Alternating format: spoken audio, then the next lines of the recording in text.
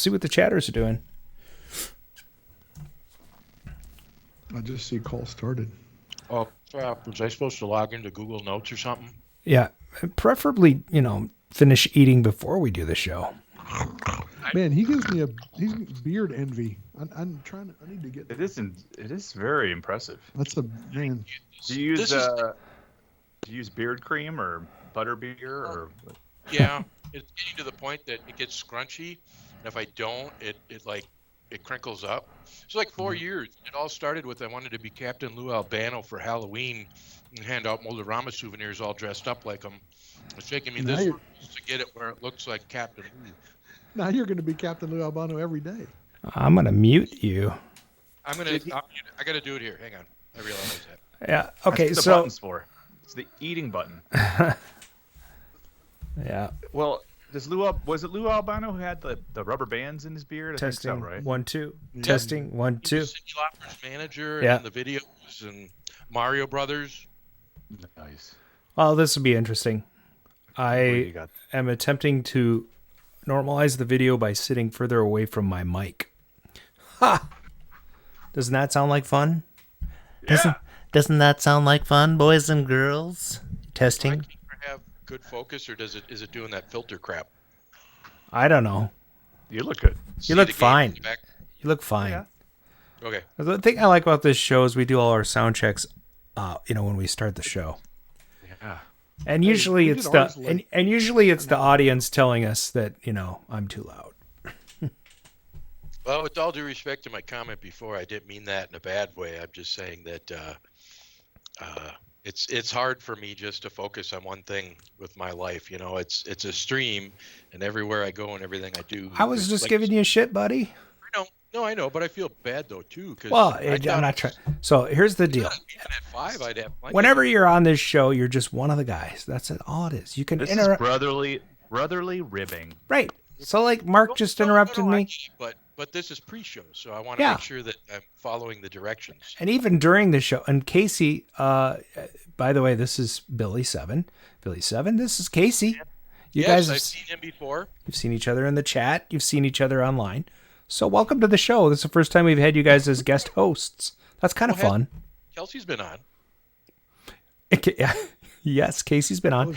Kasey. I've been a brief guest once or twice. Yeah, he's been on a couple times. We've had him call in, or he's called in. So, yeah, but now we officially have him on the show, which is great. Well, I'm honored to be here for that. Thank you. They just like me because of my wife. Well, she is one of the more engaging arcade wives, so it's nice to have somebody like that around. Yeah, you guys are good at the Shazam too. Yeah, Did you? Well, they don't team up. He's just good at it. I mean, she's good at it too, right? They've competed against each other, actually. Mutually good. On the show. There's a couple of categories, a couple of eras that she knows really well, closer to the more of the 90s. But when it's pure 80s, I thrash her. I've given her an answer every once in a while. So I do have to say, to the last one where you were humming them out, where you weren't even humming them, it was more of a cadence, and Brad was knocking them down. I can't do that. If I hear like a beat or two of a song, it just clicks. But when you were doing it, I think I guessed one thing, and it was because nobody else guessed, and I sat there. What did I miss? Who was? I must have missed this one. Shows ago for What's in the Juke, he was doing. Zarzadek was singing the songs. No singing. No, he was just doing the audio with his mouth. Basically. Yeah, so instead of like the A-Team going bum bum bum, he was like ba ba ba ba ba, and it was like more of a. It was hard. It was cool. It was funny as hell, but I didn't get any of them. That was so hard. That's what she said. Yeah. Oh, good one. Yeah. Finally. That's Adam's first in July, I think. Is it really? I think so. I'm just. I have a little board I track. We haven't done the show since. All right, there we go. June, right? Oh, I said, we got a lot of stuff to talk about tonight, I think. Lots of stuff. Lots of arcade-related stuff. Huh? Arcadeology. I reached out to Roger Hector again. I was going to see if he could hook us up with Al Alcorn. Oh, heck yes, man. That would be like a coup almost as good as Nolan. I know. I think it's even harder than Nolan because he's so difficult to get a hold of. Well, I guess I meant in terms of the stardom. Nolan will. He's one of those guys who'll talk to anybody about anything, whereas Al, he's kind of behind the scenes and stuff. Yeah. The gravitas. Gravitas. Yeah. Could we try to use that at least 5 times during today's show? Gravitas? Spontaneously use gravitas. Like Gravatar? Yeah. Gravatar. That's true. I never thought of that. I was going to make the comment myself. Gravitas. That was one of my favorite vector games. Next to Polybius? Polybius. Polybius. Oh my God. Everybody saw that it was on Loki the other night. Everybody's been talking about it. You're taking away part of what's in the Juke Secrets. Oh my God. I didn't. Talk about spoiler alert too, dude. That's like MCU brand new show, and you're like, believe it. You can't give away details like that on a show like this. It just shows up in the background. He doesn't play it. I think you're supposed to say Loki spoilers ahead in 3, 2, 1. Yeah, exactly. Have you guys not watched it? No. Have you guys watched the show? No. Yeah, I watched each episode twice. I don't know what you're talking Are they all done already? I didn't. No, it's only 3. There's 3 episodes in. Okay. No, they're 5 in, and there's 1. Oh, is it 5? Yeah. There's one left because it's a 6er. Well, yeah. The last one, the 3rd or 4th one that we tried to watch recently, the boys were all over. I didn't get to hear it, so I'm going to have to watch it again. I watched. They're excited about it, but they don't pay attention. I'm sorry. Go. I watched Falcon and the Snowman. Oh yeah. Oh man. Vintage. Oh, I see. Okay, I remember. Now I get what you're saying. I actually didn't really like that one as much as WandaVision.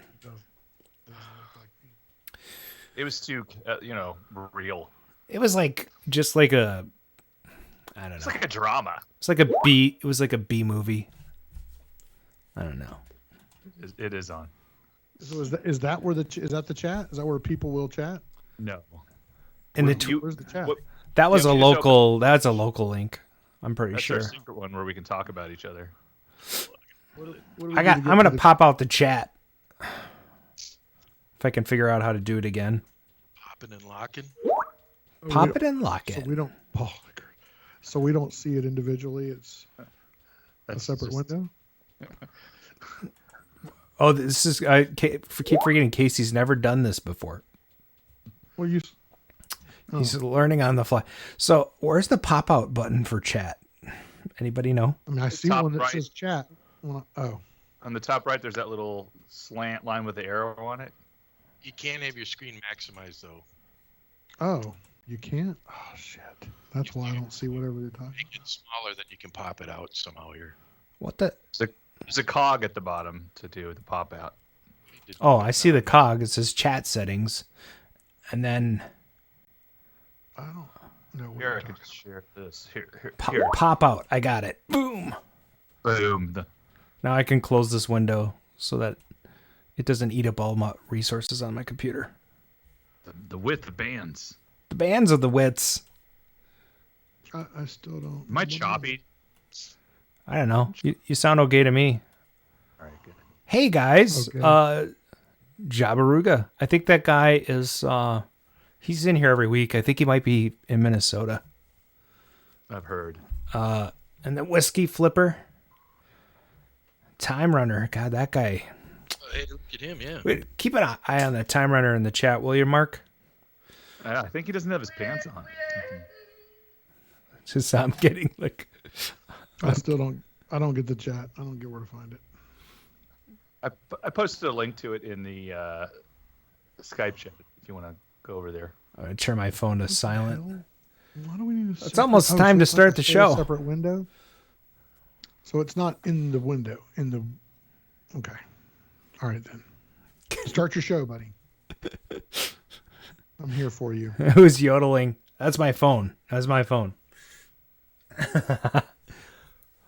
That is the Goofy skiing cartoon. You can find that on Disney Plus right now, actually. And that's I'm excited. Yeah. I mean, speaking of Disney Plus, so much good stuff. I mean, they have a Monsters at Work show that they're putting out. And, based on Monsters, Inc.? Correct. Oh. And then what a show called What If? Oh, yeah. What if... What if Robert Downey Jr. came back? Sure. Oh, I probably shouldn't have said that. Spoilers in 3, 2. Oh, no. Yeah. Yeah, just in case none of you know, he's not contracted to do any more films. Oh. And he unfriended everybody in the MCU thing on some social platform, and everybody's upset about it. Except me. I don't really care. Robert Downey Jr. Who are we talking about? There's a secret MCU chat platform? What the... Really? This is awesome. I don't know if it's secret. I think it was just like Instagram or something. I don't know. Apparently he's still friends with everybody on Twitter, so that's all that matters. Who? Robert Downey Jr.? You know, the guy from... Really? Yeah. Oh, I know who he is. I just didn't hear his name. I was trying to get this damn chat thing working. Oh, you got it. Did you get it? Did you see it? Yeah. Yeah. All right. Who's Jabberargu? I love how he begins sentences like, I hate to break it to you. No one actually hates to break it to you when they say that. I hate to break it to you, but I'm going to tell you anyway. Exactly. I hate to be the bearer of bad news, but whoever says, hey, can I break it to you? You know, nobody. Permission ahead of nobody. time. I used to have a friend who would always say, hey, can I ask you a question? Like, oh, yeah. You just did, and why we're not strangers. Why don't you just ask the effing question and not ask me if you can ask the question before you ask the question? Mine's flat. Damn it. So are we public now?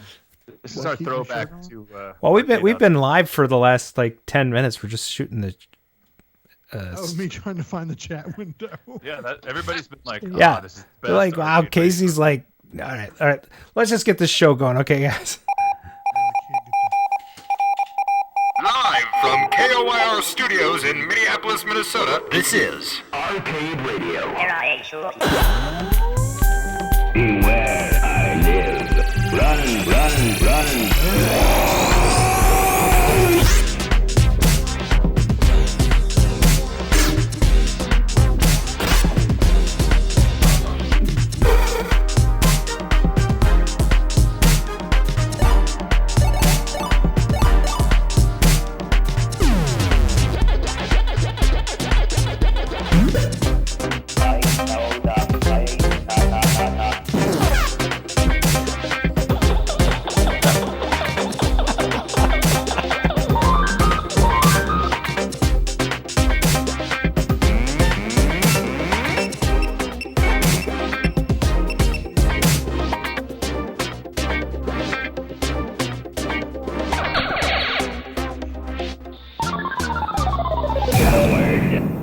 Survived. Those of you who are paying attention might notice we don't actually have Brian here tonight.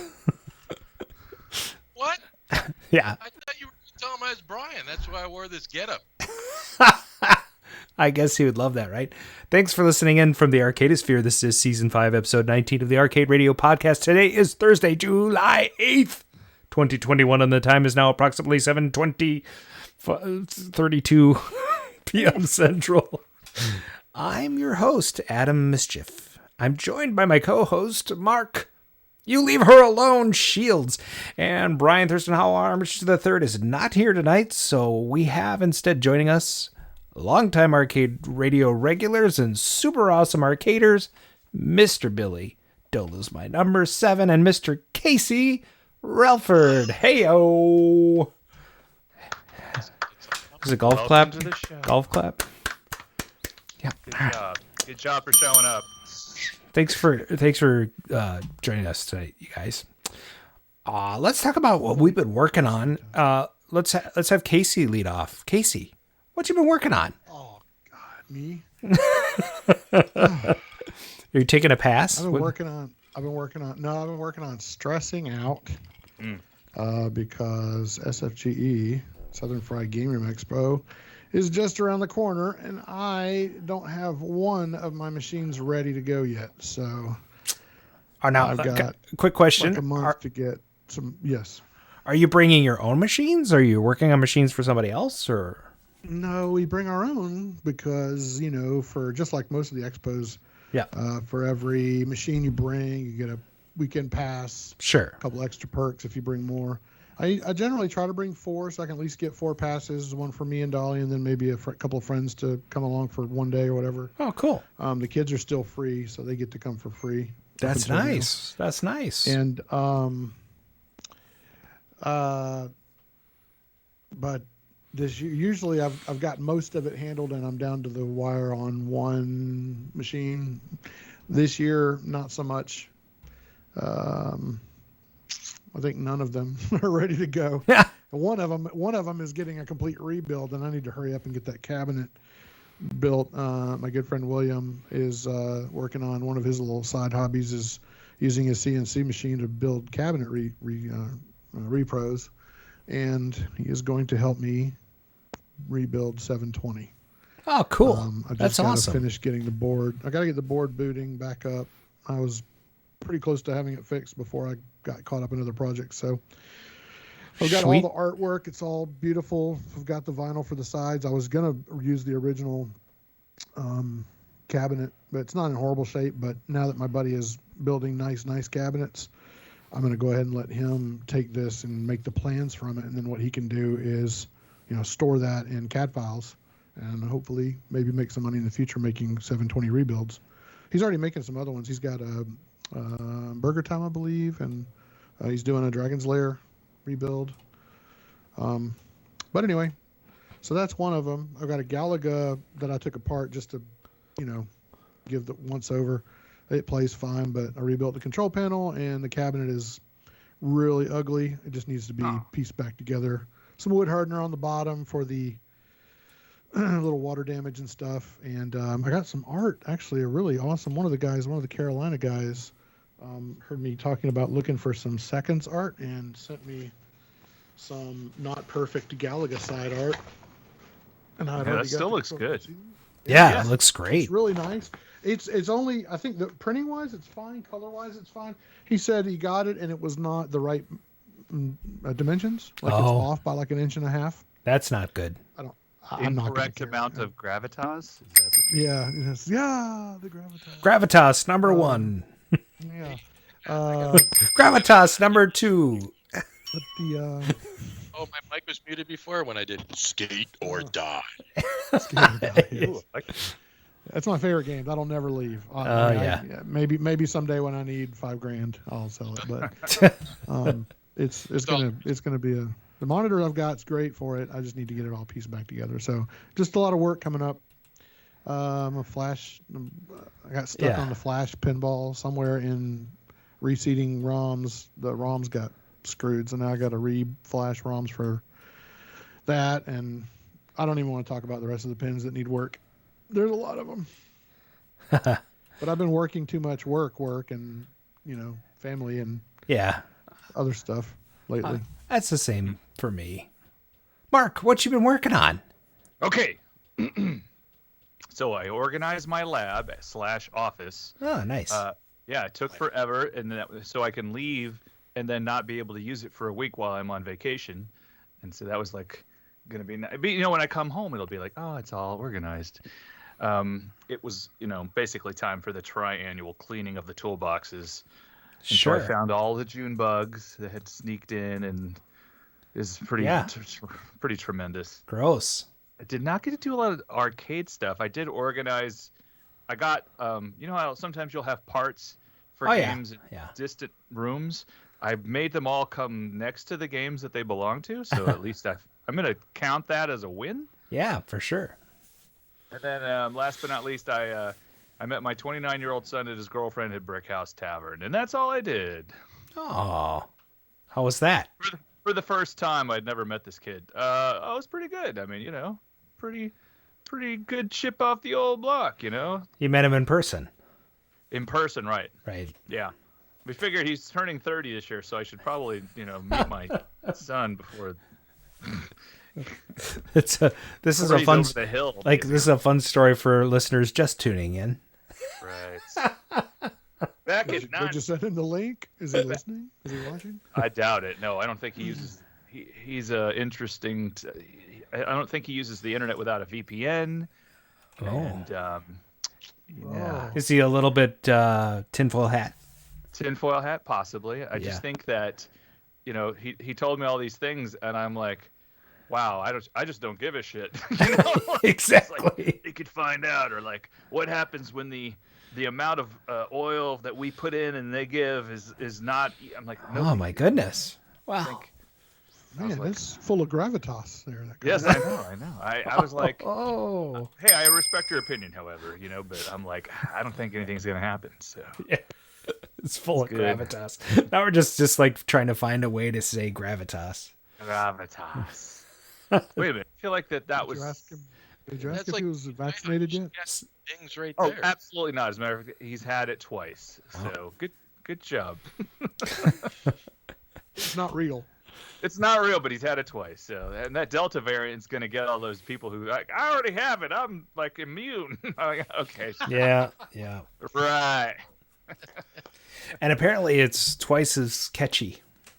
Twice as catchy. Yeah. Not that it's more deadly. It's just that it's catchy. Yeah. Double catchy. Which, it's going to make exciting stuff for us when we go to Disney World next week and have to decide, am I masked all of the time or just when I'm not near, that's going to be like, sure.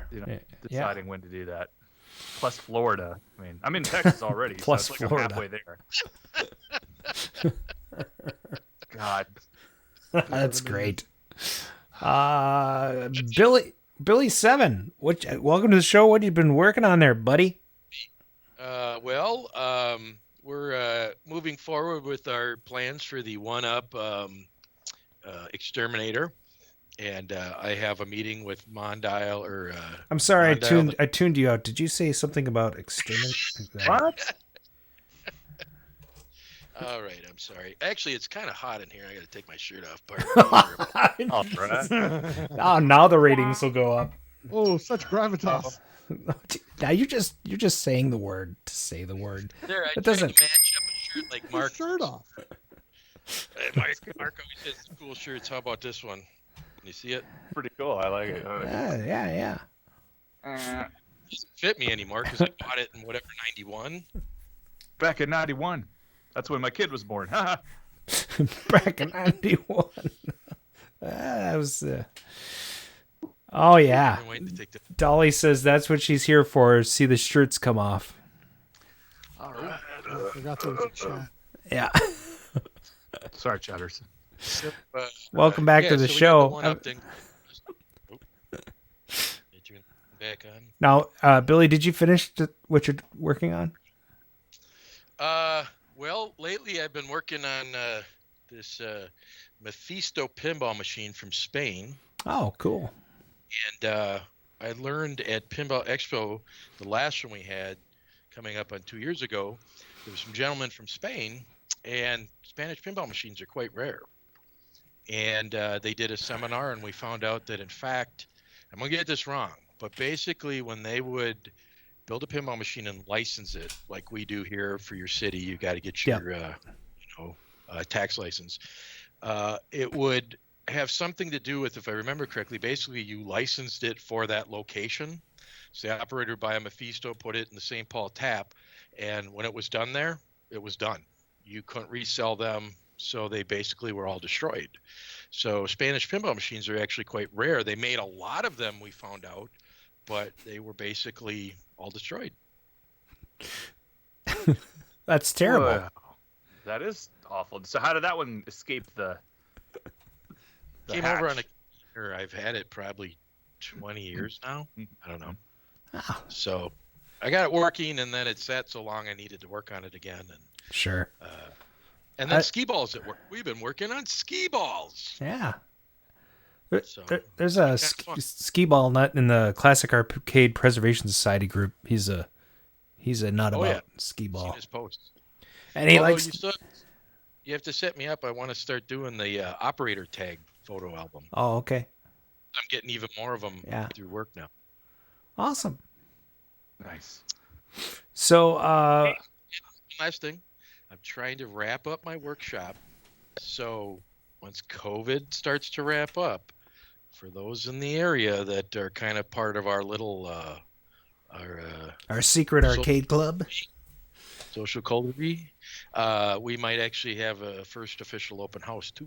Oh, cool. Well, that'll be fun. Long time coming. Actually, I'm working on that too. The Adams Arcade. I got this Atari room all squared away. It's super nice again. It's clean again, yeah. I don't see the vomit anymore. Yeah, there's nothing on the floors anymore. You know, games are looking good. They all work in here again, finally. So that's nice. And then I repair. So I've been working on Fire Truck, and I took the board in last weekend and replaced the CPU, which is a 6800. Not as easy to find as other processors.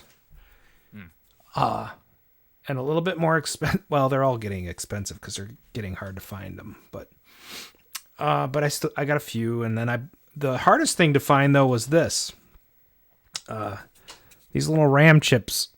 Oh, which ones? What number? These are 211A-4. So they're 2111s. Oh. Yeah. And they are a tri-voltage RAM, I believe, and they are also scarce.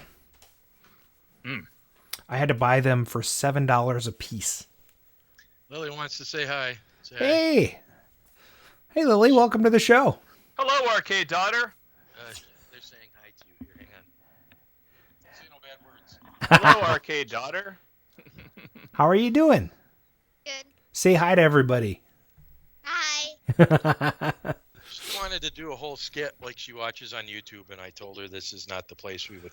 Wow, we could do that sometime. We just have to set it up.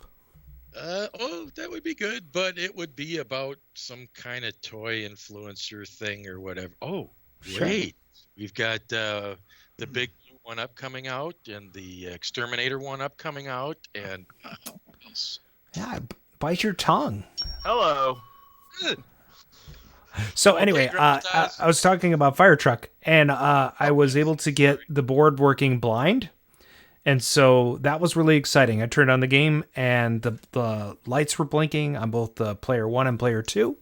And so I was able to actually play the game blind. But the monitor needs work, so I'm probably going to be trucking that out over to my buddy Tom at Paradise to have him take a look at it, because it's one of those Motorola monitors, and I don't know. I might strip it first and then have the frame nickel plated because it's rusting in a bunch of spots. Interesting. Yeah, but is your chair in good condition, or? The chair is in great condition. The bottom of the machine had fallen out when he moved it, though, and so I actually also last weekend rebuilt that with my buddy. So we have a brand new solid plywood and solid wood bottom that replaces the old particle board bottom. And now I just need to do a little Bondo work and some wood hardener and get those sides in shape, tack that bottom back on. And I'm getting close to having a working fire truck. Oh my God. Where are you going to put it? I think I'm going to bring it inside. I'm going to actually surrender a couple of games to get that in. Look at the monitor, and if I fix it, you just let me play it till I pass out from Damn. play. Yeah. But I have to get it working because I have to beat Mark's world record. That's right.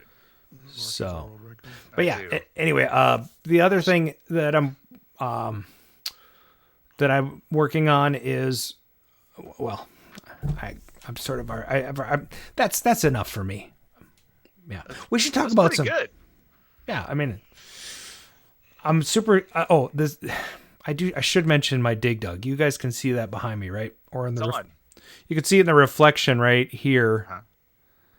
That's even better, right?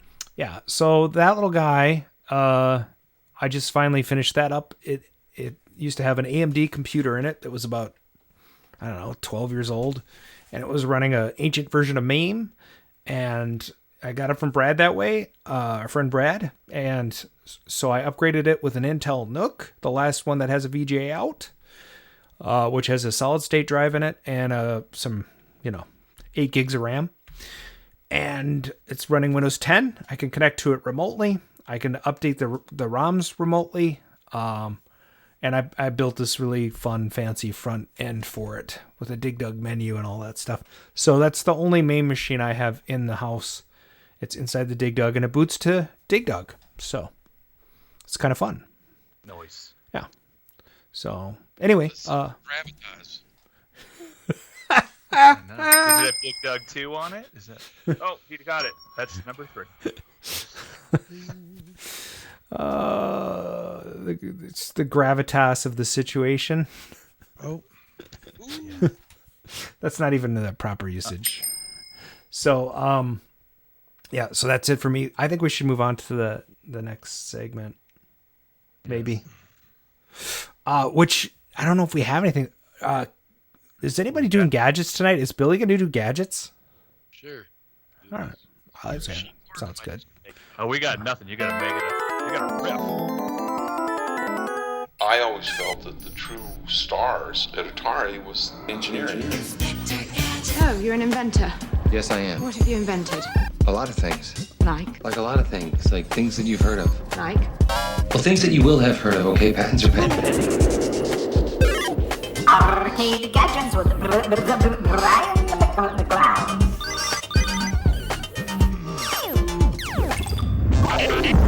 So, in his absence, we're going to have one of the other guys do this segment, right? Yeah. Who's got a gadget? Dave? All right. Ooh.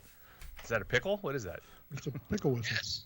So this gadget here from when I was a youngin', maybe you guys remember when you'd go to Burger King and you'd twist his ring to get to Burger King? Uh-huh. And they used to have the piccolo whistle. Yeah. And it even says Burger King right on there. Wow. And for years after that, they had like a 55-gallon drum of these at Axeman. And cool. That's actually where I got this from. So I wasn't fortunate enough to get it at the restaurant. It reminds me of the Captain Crunch whistle. Yes. So I think we're going to try to improve on this for the arcade hobby, to add a way for people to feedback. All right, it's all BS. Anyway, so Pinball came out with, I'm excited, don't have enough money, but they came out with their Halloween pinball machine. Oh. And they doubled down. They're going to make limited run of Ultraman. And although when I was a young kid, Ultraman was, yeah. And as I got slightly older, Halloween was, yeah. So I would be more in for the Halloween. It looks pretty cool. And they, there was all the people, if you were watching the sales, they had a lot of computer problems. So they legitimately probably, what do you got? No, I'm just giving you the thumbs up. He's giving you're giving him the thumbs left. There it is. Yeah. Keep going. If their computer systems all didn't go down there like that with their VPNs and their what have yous, they probably would have sold out in 20 minutes. But they sold out 1,500. Well, I think there's 1,200 Halloweens or something and 500 Ultramans. So they sold them out within 3 hours. So they sold out. Okay. But well, they sold out, but that doesn't mean you can't get them through a dealer. There were dealers that purchased. Yeah, distributors you can still find one. Sure. And then the Project Pinball charity had one already for auction, and that was sold out immediately. So I'm sure they'll probably try to do another one. Cool. Project Charity, real quick, check them out. They do raffles to fund pinball machine purchases, which they then place at children's hospitals across the United States. The entity provides bonding, licensing, all that. So they get a local pinball enthusiast to do the work. They provide the parts. And so check them out, the charity. It's a good charity, pinball related. Dan Spoler, the guy that runs it, is very passionate. If you ever bump into him, he's a great guy to talk to. So if you have a children's hospital in your area and there's not a pinball machine and you have some mechanical aptitude, you could chat with them and get it set up, get one in there and help service it. It's a great charity. I love it. I love that. That's great. I know, Dave, you have to say, and now over to the news. And now over to the news with Adam. Sherry. The Arcade News, arcades, pinball, industry alumni, arcade openings, selecting, celebrities, world record holders, operators, coin-out, conventions. The Arcade News. We interrupt the ventilated. And now, the Arcade News with Adam Stevens. I think we're going to actually lead off with Kasey doing a little news segment. Yay. Oh, really? Yeah. Yeah. I thought you were doing news. Oh, we split it up. You just need to do, tell us about the Southern Fried Gaming Expo. Yeah. Okay, yeah, I was going to mention that. I didn't get permission from the guys to bring it up, but yeah. I don't know how many listeners or viewers there are down here in the Southeast, but if you have not been to the Southern Fried Gaming Expo, used to be called the Game Room Expo, now it's called the Gaming Expo. It is a fantastic 3-day event in Atlanta here, and Mark's been there. I know that because I saw him there. Yeah. And he lured me in. I think we touched. We did. I also touched all the alcohol you had in that ice cooler as well. Oh, God. Yes. Oh, my God. Speaking of that, I need to get a drink. I'm out of drink. All right. Okay, you go get your whiskey. And so, if you don't know anything about it, it's over 250 arcade and pinball machines. Like most gaming festivals, there's also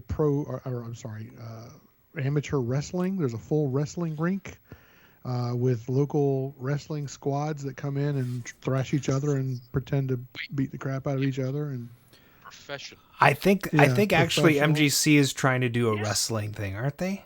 Yeah. They say when they first tried it the first year that they were going to do it, they were like, this is going to be ridiculous. They did it as almost a joke, but it caught on and everybody loved it, and the thing was packed, and it's become like one of the highlights, I think, for a lot of people. So, it fits. It's kind of like the cheesy 80s, and, it kind of fits in with the theme. Sure. I know last year they had a prom. They have like an 80s prom dance with bands playing 80s music, and we didn't do that because we were drinking and playing pinball. I'm going to be in charge of the flea market on Saturday morning. There'll be an arcade and pinball / video games, so consoles are included. Sweet. Flea market from like 10 in the morning to noon or 1, and then in the afternoon we break it up, and then in the afternoon there's another one for board gaming. So people sign up and they come, they get a whole table and put their wares out. And there's Shane Reel from South Carolina. He sold a bunch of stuff. I mean, he had like a now who runs this? We had one of the guys that ran this on the show once. What? Preston. Yeah. Yep. Preston, Patrick, Shannon.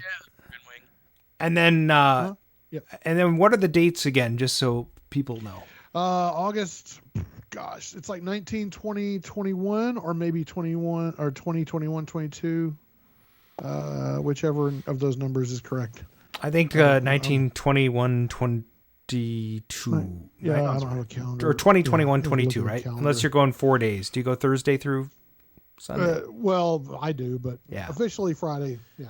Okay, so 20th. So that's why I'm thinking 19, yeah, because I've got that time scale. Because I think 2D Con is the following weekend, which is the 27th, 28th. So yeah, ours is normally not this late. They had some, because of the COVID, I guess they had a lot more scheduling conflicts this year because it was canceled last year. So, earlier on when they were trying to get it all situated, they ended up pushing it way later, which kind of sucks because it's actually after school starts. So we're trying to figure out what's going to happen with the kids. They can't really come down Thursday and Friday. Sure. So we don't know what we're going to do yet. Yeah. But get a mimeograph and sick notes and print them off. Huh? Yeah, sick notes. Yeah. Yeah, I'm not worried about taking them out of school. I just can't do anything with them on Thursday when I'm there helping set up and moving games all over the place. Yeah. But so that's awesome. I'm excited because we missed it last year, but like I said, stressed because I don't have the games ready. Yeah. I hear you there. A couple of sleepless nights down to the wire. Where is it again? Well, it's in Atlanta. It's on the northwest corner, at the Cobb Galleria Hotel and Conference Center type thing. Mm-hmm. So hot Atlanta. Hot Atlanta, and it will be hot in August. Hot I Atlanta. can guarantee you that. Yeah. Are you coming, Mark? I actually have a production release that weekend, so I don't know what's gonna happen. We'll see. It's either a production release or some DeLorean thing happening. Yeah. I should make a DeLorean thing happen in Atlanta, and then I can also, it's your birthday. No, it's coming at the end of August, right? Yeah. 27th. Yeah. How about Tell you what, guys? if you pass my email address along to Bob and see if Bob will show up, that'd be better. Oh, sure. That would actually fit right in with the Southern King. I don't think he's left his Walmart in 3 months. But... Send me, and I'll be the roving reporter. I'm assuming I get press credentials, right? Sure. Yeah, I'm sure that's possible.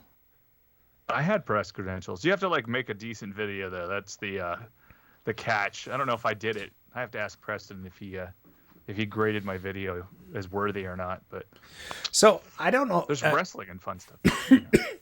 I should probably continue on with the news. Oh yeah, sure. Because we're gonna probably end up with finishing up on what's in the juke at this point. So from GameSpot.com, or actually if you're just paying attention to your email and you're a New Wave toys fanatic, they have another Replicade coming out. So they've already released Centipede, Tempest. They had some pre-orders for 1943. I think both 41 and 42, or 42, 43. 42, 43. Yeah, and then Dragon's Lair? Yeah, and Dragon's Lair. I have the Tempest and Dragon's Lair cabinets, and they're really nice. The Dragon's Lair is probably their most sophisticated one to date that actually has a fake Laserdisc player that you can pull out of the back. They stand about this tall, so they're about 15, 16 inches tall. But this is kind of cool. It's a 1/6 scale Cubert that's coming out. So that'll be kind of fun. With a mini knocker coil. Yeah, a mini knocker coil. And really? Yeah, and also if you collect them, they sell these row change machines that are bank chargers, so you can actually plug your games into that to charge them. It's kind of cool. But anyway, this thing's coming out, and on top of, so that's going to be like $129 pre-order, $150 for normal price. And then if you want, you can actually get the Warren Davis prototype edition, which will have the alternate marquee and side art. And that one is going to be $149 pre-order, $169 retail. So you should check those out. I really like the Dragon's Lair. They made it so you could actually plug it into your TV and plug in. There's two USB controllers, so you can plug in USB controllers and play Dragon's Lair on your TV. So that's kind of cool. And then from NintendoLife.com, 16mm film from Nintendo's 1974 Wild Gunman arcade cabinet has been found. So, Ben Solovi, I don't know if that's how you pronounce his name. Solovi? Solover. You have to say it with gravitas. I'm not even on that page anymore. So, anyway, he's managed to uncover 2 reels of the 16mm film that were originally part of Nintendo's Wild Gunman arcade cabinet from 1974. While Nintendo console gamers will probably be more familiar with the NES port of this light gun shooter, or the version that Marty McFly plays in Back to the Future Part 2, the original arcade game was created by Gunpei Yokoi and used a 16mm projector to display various gunslingers you were drawing against. Interestingly enough, the arcade game came to the US in a joint venture between Nintendo and Sega. You can read all about it in this unlikely collaboration at nintendolife.com. So that's kind of cool. Amazing. That's approaching 50-year-old prints. And there's 8. It's a huge looking game. It's a big boxy thing. Yeah. Think of like them pitching things, where you throw into the tent. Sure. At a speed thing. It's big. Yeah. All right. Well, you guys think we should move? Hopefully they can digitize that. I don't know if it would be dangerous to the film. There's got to be a way to scan frames, at least enough of the frames to reproduce it. Yeah. They'll actually scan the whole film with the sprocket holes and everything, so it can all. Right. To get the timing perfect and all that. Yeah. But that's 2 rolls, 2 of the reels, and there were actually 8 total available for the game. So the hunt continues for reels 3 through 8. I don't know. So what should we? I think we should move on, right? What? Yeah. Does that sound good? Moving on. All right. Yeah. Oh. Where are you going? Yeah. Where are you moving on with our lives. Putting away childish things. Back in '82, I used to be able to throw a pigskin quarter mile. Back to the cave with Time Runner. Why are things so heavy in the future? Is there a problem with the Earth's gravitational pull? Hi. Hey. So I have a I little. remember when we used to call him Time Runner. That's right. Welcome to Back to the Cade. We have a little bit of Back to the Cade news. The 5th episode of Marvel's Loki. Oh, by the way, Loki spoilers in 3, 2, 1. Yes. Now available on Disney Plus, and they feature an awesome Easter egg for video game fans. In the 5th episode, a Polybius arcade game can be seen. And again, those unfamiliar with Polybius, it's an arcade machine from the 80s that seems to exist only as an urban legend. Unclear exactly when it started, but GamePro magazine covered it in an issue published in 2003, and then a few other people that are, people that we don't talk about. Some variations of the urban legend state that shadowy government agents were using these machines as part of an experiment on players, and all evidence of the game's existence was subsequently destroyed. Apparently, one still exists in the void. So be sure to check out Loki episode 5 if you haven't yet. I mean, I recommend seeing episodes 1 through 4 first, so that 5 won't be so confusing. Where is this being displayed? Disney Plus. Oh. Yes. Yeah. Get on that Disney Plus train. One of the many shows that make that subscription definitely worthwhile. Yeah, totally. I mean, if anything, the whole urban legend that you were just talking about makes it perfect for the show. If you know what the show's about, I mean, it kind of fit perfectly in there. The space station pinball, not so much. That was weird, right? I mean, there were several interesting things there. Another again, spoilers in 3, 2, 1. Kid Loki, who is another one of the variants in the episode, is drinking an orange high C punch with the Ghostbusters, the green Slimer box. Yeah. I mean, the 2 other Lokis are drinking wine and doing a cheers, and then he holds up his IC, and I'm like, what? Man, you're getting deep into the spoilers here. Oh my goodness. Oh yeah, it reveals so much about the story. I mean, Loki's in it? What? Several times, in fact. Okay, that winds up our Back to the Cade news, and then we get to go to the fun part. That's not the part I just said. And that's where I ask Adam, what's in the juke?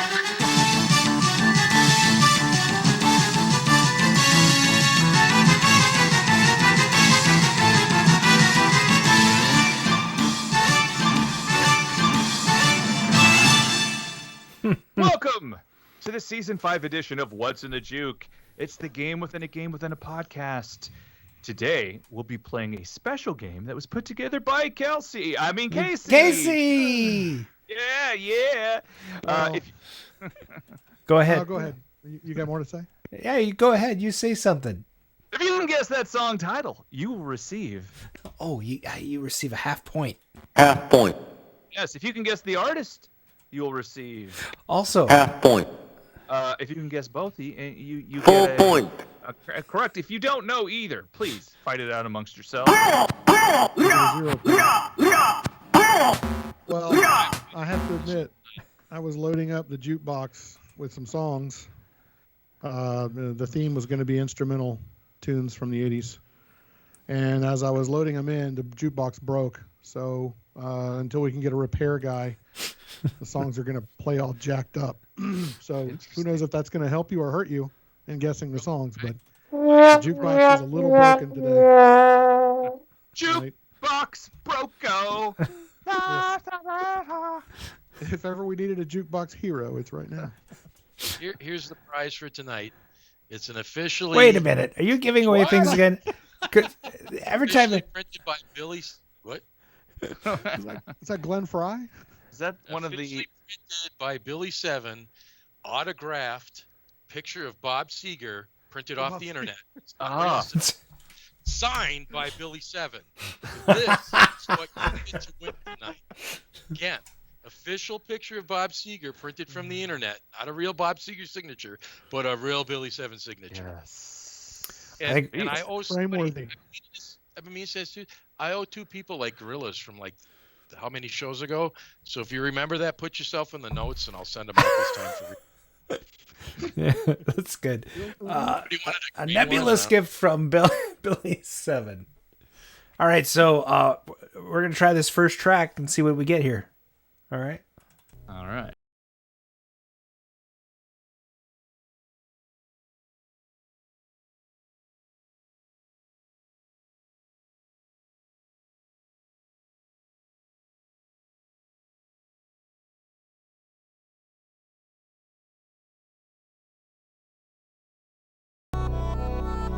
This is one of my favorite tracks.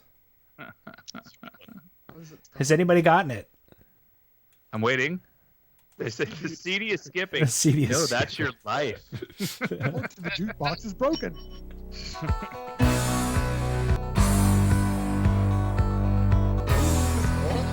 Peabody. Yep, we got Mr. Peabody. With Alan Parsons. And the song is... It is not Jukebox Hero. You are incorrect, Jukebox. Eyes. I think... I'm just happy that somebody knew it was Alan Parsons. That's pretty cool. Well, tell us what it is. Some Canadian... That's a song called Serious. Yes, there is. And that's also kind of known as the Chicago Bulls theme song. There you go. All right, here comes your next track. The Eye in the Sky record.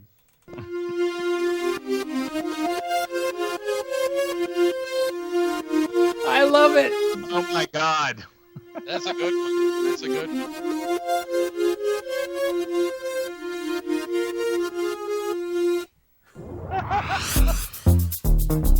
Oh, that'll get you flagged. You can't play that part. Yeah, we got a lot of Axel F popping in here. Whiskey Flipper is number 1. Dolly can't play it. She listened to these last night to judge. That's really good. Beverly Hills Cop theme is probably also accepted, but who's the artist? We got half point for the name. Point. And who's the artist? Done lots of stuff. He won an Academy Award actually. Really? For Top Gun. Oh, that's such a good song. Yep. He's got a 4-syllable last name, guys. Yeah, he does. He did the music for Cuffs. He did the got music name? for Fletch. I think Joe Drossen is getting close to saying the name. There you go. Harold Faltermeyer. I'm going to have to give Hey, almost close. DJ. Nice. I completely dropped off my connection. I lost all that. All right. All right, here comes the next track. Oh, I know this one right out of the gate. It's not mixed up enough. We're going to get flagged. What? I didn't hear it.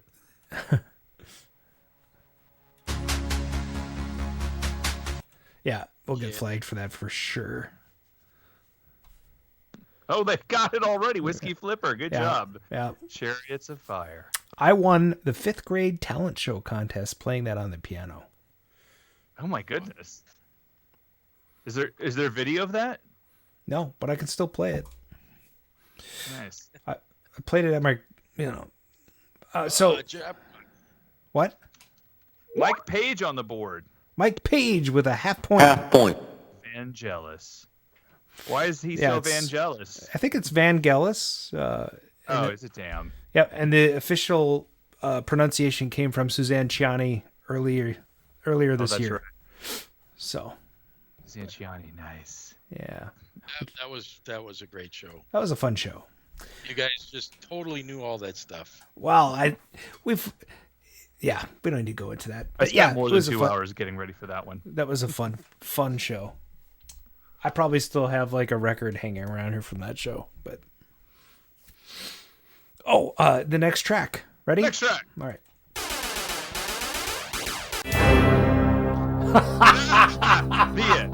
Somebody guessed this earlier. That is the best clip ever. I want to play it again. By the way, ladies and gentlemen, Kasey did all of these clips himself, so these are super fun. Thanks for doing those tonight, and he picked them all out.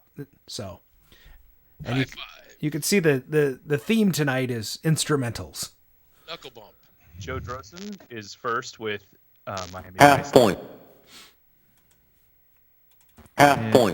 It looks like Jan Hammer, Whiskey Flipper. Got it. Yeah. If you don't count the misguess way up under Axel. One? Yeah, that's fine. That's good. So we got a half point for those fellas. And here comes your next track. That was an awesome clip. Yeah. Oh, yeah. Boink. Now, this actually could be 2 songs. That's true. Yep. But I think I know which one this is supposed to be. Yeah. So it is Peter Gunn, but it actually played the second part of that clip. It's not Peter Gunn. It is Art of Noise. And actually, is it called Peter Gunn featuring Art of Noise? I mean, it's Peter Gunn. It's still the Peter Gunn theme song. And that actually is Dwayne Eddy playing the guitar. That's what I meant. Is that he's in both versions, right? With Art of Noise. Yeah. That's him playing it in the studio with them.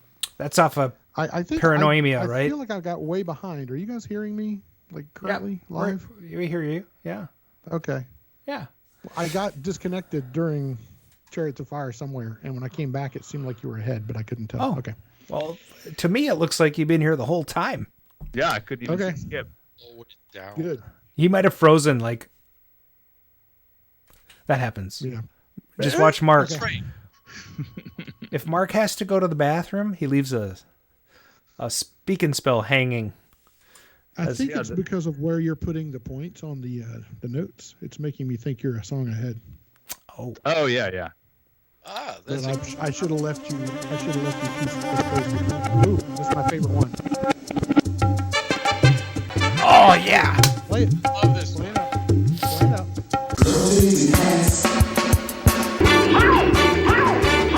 That's a hard one. Not for me, it wouldn't be, but no, it's a great song. I want somebody to tell me the name of this song without looking it up. Not fair. Hey, keep yellow. Ferris Bueller Yellow. No, close. They're related. Half point. Yeah. Yellow started out on Rock Records. And the Residents record.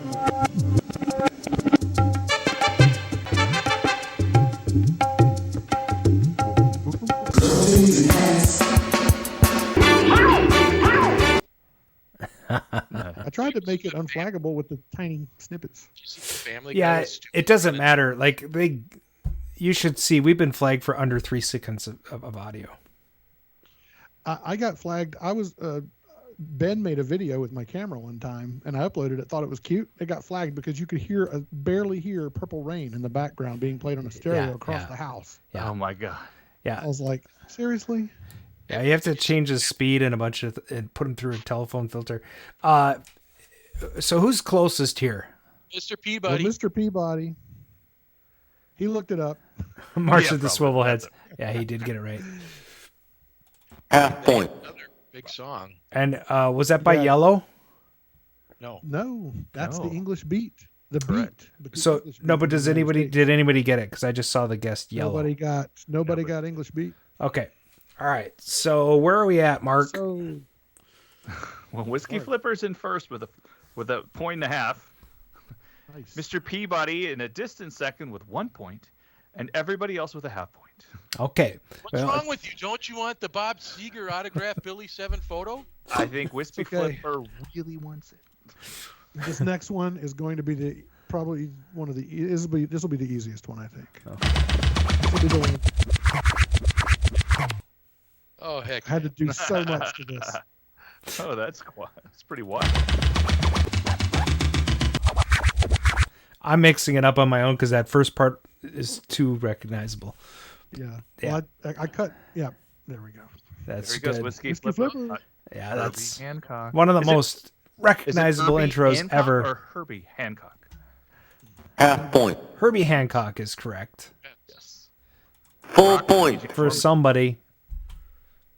Oh man, now it's a serious contention for second place. And DJ spelled it correctly. We only have one song left. Ready? It's a short night.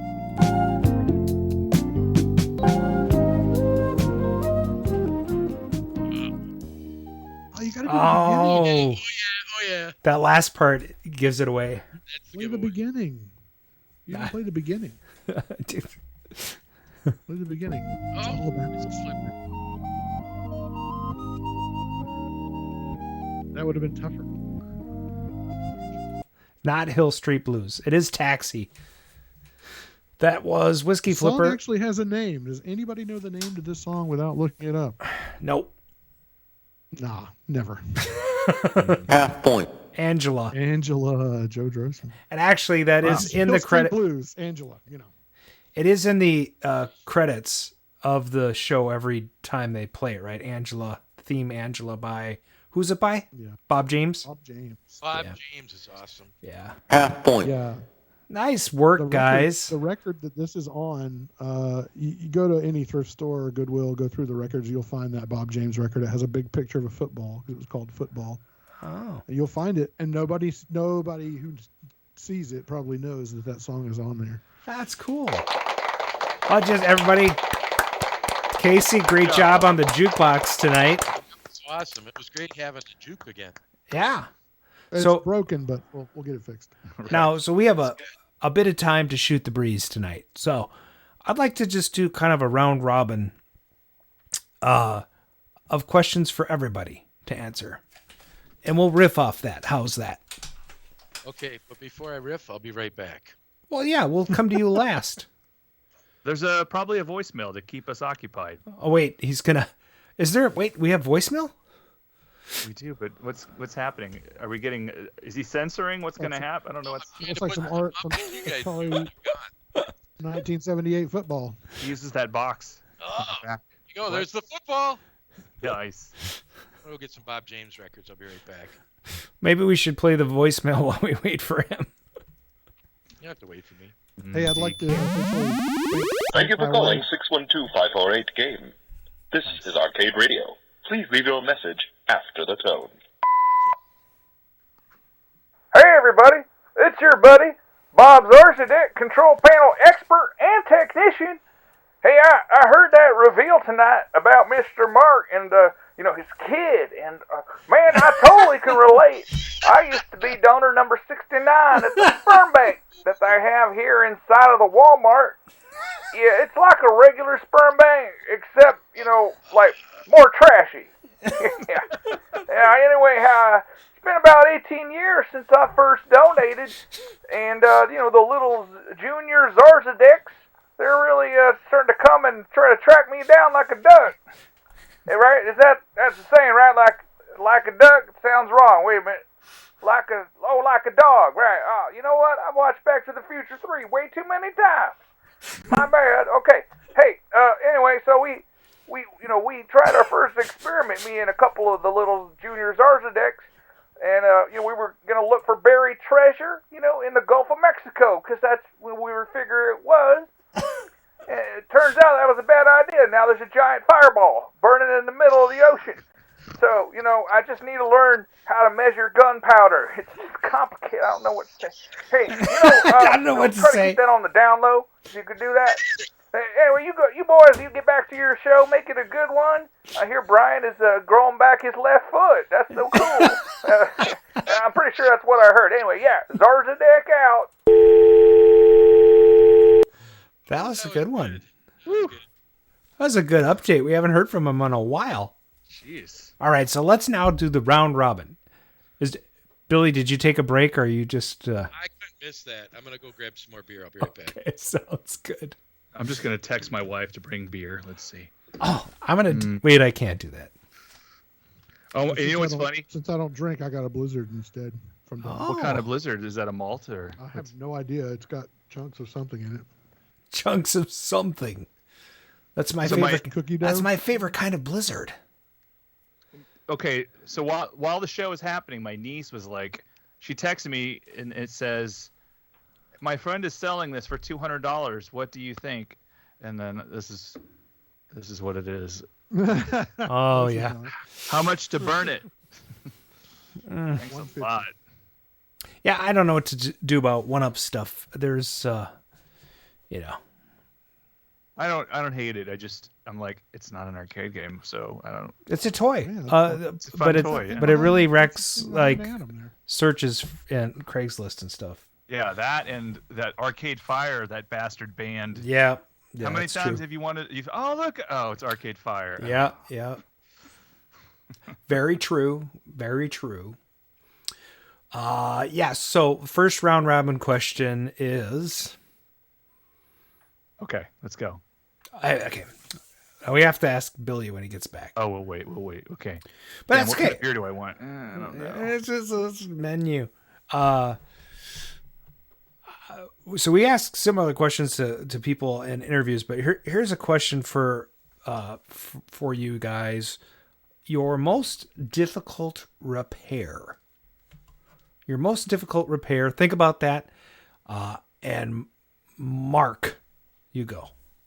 It had to be the environmental discs of Tron, which I had to take all of the wood that was running, vertically, and because the whole cabinet was like, you could shake it like a fun house. Shake it like a Polaroid picture.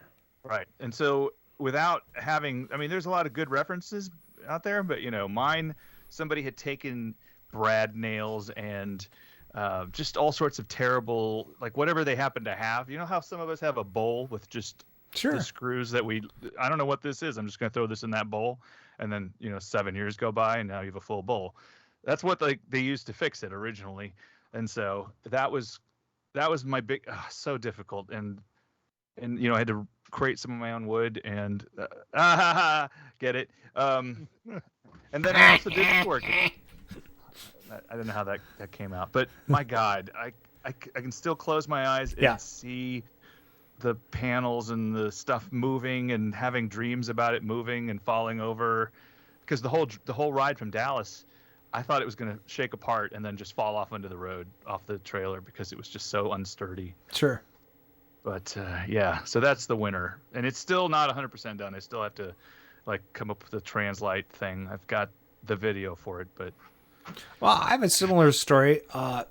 You'll note behind me I turned on APB. Oh, yeah. Nice. So that one was the hardest for me. I might have said the deconversion of Donkey Kong, because that was converted to a street heat, which was pretty much getting everything for that. But the interesting thing about APB was that it had been dropped. And it had brad nails in the side, and it was crooked. It was like a wacko. So I had to take the whole thing apart. My buddy and I had to right the cabinet. We have extra bracing in there to help it stabilize, and the artwork was completely, gone, and the board wasn't quite working, and then the flashing lights weren't working, which I didn't actually get working until like 5 years later. But anyway. There was a lot to do on it, and it was probably the most difficult one to get the cabinet right for. The question is, Billy, Your most difficult repair on an arcade game. Do you want to go next? Well, maybe. Okay. Kasey, hit us. Kasey. What you got? Hey, real quick, you should have just left it all cockeyed and sold it as a wacko. You would have got more money. It's very true. It's very Painted true. blue. Hey, Billy, put that microphone a little closer to your lips. Oh, I can jack the volume up too. I don't know that. My vocals are up loud, so I'm going to turn them up louder just to you off as violent. James. Yeah, that's great. That's great. It's better. Kasey, what you got for us? Man, I would probably just say every one of them. Well, I do know that you had some trouble with Space Invaders. Yeah, that one's still sitting right outside my door here. I got sick of it. Yeah. I feel like you're gonna die fixing a Space Invaders because of the way that monitor. I mean, I'm just like, God, I'm gonna go buy a rubber suit to wear when I work on it because the tube, you know what I'm talking about. The tube comes down, and it's like this far from the chassis. The neck board, the neck is like almost touching where the chassis is. You can't get to anything on the chassis without your hand being right on the neck. So you really, at least me, trying to be safe, you can't work on it while it's in there, but then you can't tell what needs to be adjusted until you get it in there. Right. So my screen looked pretty good. It was a little off. So I took it out to cap it. I knew that would fix it, and I'm sure it did, but when I put everything back in, the screen is all warped and like totally, and it probably has to do maybe something in the neck, around the yoke got bumped, but every time I get in there, when I got in there to try to fix it, it was just like, this is scary. It's like a nightmare trying to, and the thing, what sucks is my Space Invaders works great. It's in great shape. Maybe I'll pull it out and try to make it one of my donations for the game, for the show, if it'll work, but it's frustrating. I mean, it was scary. I just gave up. I was like, I'm going on to something a little less deadly, like a pinball machine. I much prefer, over the years after doing both, pinballs are so much more fun to work on to me. I really hate getting anywhere near a monitor. But take on either a bingo machine or a redemption machine. No thanks. Oh. I just started EMs. I started getting my head wrapped around EMs this year, and I like them. I'm not that good at it. It's a lot of work to clean all the reels and stuff when you get to the switches and the reels not lining up. Bit of advice. What's that? When you get an EM, take not all of them, but some of them you can disconnect the lower board in the cabinet, the brain of the game, and raise it up. Or if you have a pinball dolly, you raise the game up, work over it. But just go through, and there are games that are worse than others in terms of like when you get into the multiplayers that actually had memory in the 70s. But clean all the switches. Every switch. Yep. They make an adjuster tool for them. I've got 5 or 10 of them. Yeah. Yep. And I do it. It's a lot of work. Yeah, but if you go through them all right up front, I'll be honest with you, 99% of the time I've ever worked on an EM game, once I started to do that early on, they pretty much work out to the gate. Other than I had a twin win where someone had messed with. So twin win is a 2-player with scores and then track. It scores your times around the track, your laps. There we go. Thank you. That gravitas. And, yeah. And, Someone's on top of that. That one. Someone had messed with. It was one of those kind of make break ones that toggle, and they had taken it apart and they had messed up a couple of leaves, and it was a struggle. But other than that, if you go through, clean them, adjust everything, the score reels, all that, they pretty much work usually. Oh yeah, that's why I like them. I'm liking it. It's just a lot of time and the cleaning of the switches. Well, I could use some help with my 4-player Aztec. Not a problem. It the doesn't. Shop's almost clean. First of all, that's not mixed interest with Paradise. First of all, I can't get it to. It's someone made it free play in a way that wasn't normal. Usually, you take one of the switches on the back of the score reel and you put it together and. Yeah, it's the credit switch. Yeah, but nobody does it. Or nobody did it on this one, so I can't get it to go out of free play now. And it also doesn't do like half of the bonuses it's supposed to. but it's playable. It's fun. Believe it or not. So does that round up that question? I think so. And then I think Whiskey Flipper in the chat. Okay. Maybe I never got my answer. Oh. What? No, it's yours. He's going to answer. I thought we just heard that. What? Oh, well, that wasn't the game. That was a lot of work. Yeah. Oh my God. Just leave it to Billy to like circle around to the. All right. Let's go, Billy. Come on. Tell us. Okay. So we have another question. I may have told this before, but I hope I did. But if I did, I apologize. So anyway, I'm telling it again. So I got a black hole a long time ago, back in the 90s, I think. Back when I was born. She said. Oh man. Oh my lord. Sorry, Salut. Kids watching this. Anyway, it was in a garage. I have a pink hole. If you store a pinball machine, you put it on the butt end and you put it up there. I'm going into even more here. I got the hand gestures and Put everything. the butt end up. Okay. Yep. And so somebody had taken a gallon jug of liquid hand soap and put it on the coin door, and it was in a garage in a neighborhood. And when we got there, amazingly enough, the back box and the glasses were somewhere on a shelf in the back of a crappy old garage, and again had been went through summer winter cycles, and the glasses were perfect. It was amazing because there's 2 glasses on it, but the gallon jug of liquid hand soap had frozen and cracked, and it leaked down the coin door. And I do remember this story. Yeah. Talking about EMs a moment ago, if you remember, that lower below the playfield, that was the brain of the game, all the relays and switches. Well, once they went to solid state electronics, and this ties into a cool story about the inventor black hole, but I'm not telling you now. I'm racing through this. Anyway. Thank you. So, so the playfield lives the lower playfield lives between the upper playfield and the bottom of the cabinet. And guess what? The soap went all over that playfield. That's terrible. So and I remember there was an episode that you were on that you did tell this story. All right. Well, but I don't remember it. People here probably didn't hear that before. That's okay. So, all right, I've got another question. By the way, I wanted an arcade game, but pinball will work in this case. Arcade game means anything that's coin operated in an arcade. It goes into an arcade, right? Pinball predated video games, mister. So, would you want me to call it a TV game? Okay. Old man? Yeah. That'll work. Hey, what about let's read what Whiskey Flipper said in the chat. Yeah. Go ahead. Okay, so per Whiskey Flipper, this is his story. New Year's Eve, 2018, huge party. Huge. My Sega Star Wars Trilogy pinball.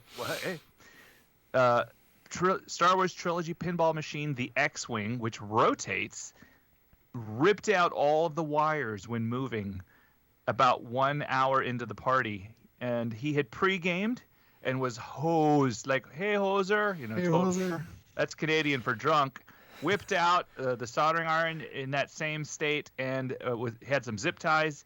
He had it all fixed in 20 minutes, but he burned himself 40 times. That's funny. You were drinking or you were doing it under duress? Okay, that's all right. Here's the funny thing. Let's use that as the next question because I had a different one. But let's do this. Oh, no. You're having an arcade party. First of all, has everybody in this room had an arcade party? Yeah. Billy, have you had one? Yeah. Okay.